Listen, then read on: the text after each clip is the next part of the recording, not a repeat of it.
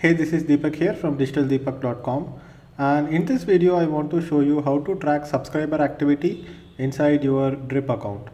So in the previous lesson we had discussed on how to create integrations using Zapier and pass data from any landing page tool to any email marketing tool while also writing this data inside Google Sheets. So since we had set up this integration, whatever data is being collected in my landing page learndigitalmarketing.com. So let's check learndigitalmarketing.com. So since this landing page is live, since the creation of the previous video tutorial, I have got two more leads. So here I can copy this particular lead and check it on Drip and see what the activity is, because if you remember in the previous video we had set up an integration to pass this data to Drip.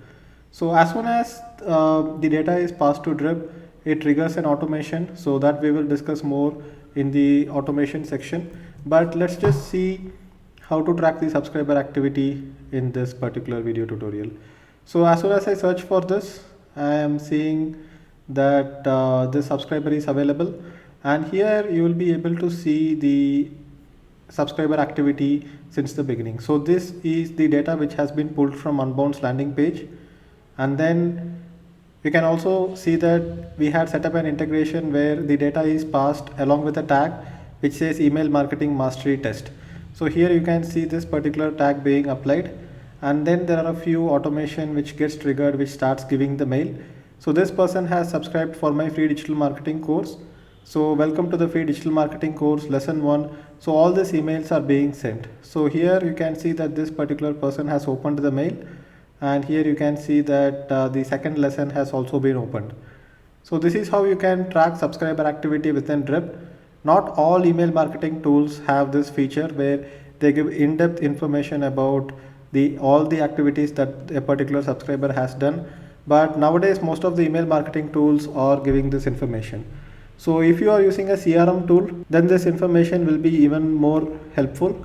So what we will do is that we will also check the previous subscriber that we got from the temporary email ID. So if I go into subscribers, and if I go into just looking at the history of subscribers here, I might be able to find this temporary email ID. So this is the temporary email ID that we had created, and here you can see these are the mails which has been sent to this particular email ID. Let's see if we can open this particular email ID inside Mailinator again. So I am inside this inbox of Mailinator, and here you can see one email has been delivered here, and this was the name that we gave, which was Deepak3, and here you can see the mail is there. So I am not able to see the other two mails. That's probably because this is like a public email ID and somebody else might have deleted it. So now you can see that I have opened this particular email.